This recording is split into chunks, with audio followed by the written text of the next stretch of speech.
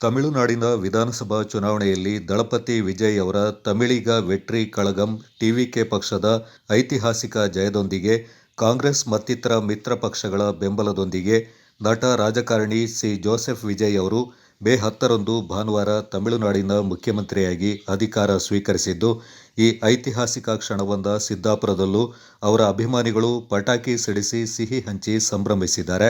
ಈ ಸಂದರ್ಭ ವಿಜಯ್ ಅವರ ಅಭಿಮಾನಿ ಹಾಗೂ ಜೈ ಭೀಮ್ ಅಂಬೇಡ್ಕರ್ ಯುವಕ ಸಂಘದ ಅಧ್ಯಕ್ಷ ರವಿ ಹಾಗೂ ಉಪಾಧ್ಯಕ್ಷ ಮಹದೇವ, ಡಿಸಿಸಿ ಸದಸ್ಯ ಶುಕೂರ್, ಪ್ರಮುಖರಾದ ಪ್ರಭು, ಜಗ್ಗು, ರವಿ, ಟೋನಿ, ಮಂಜಾ, ಜಂಬೂಲಿ, ಜಾಪು, ಸುರೇಶ್ ಮತ್ತಿತರರು ಪಾಲ್ಗೊಂಡಿದ್ದರು.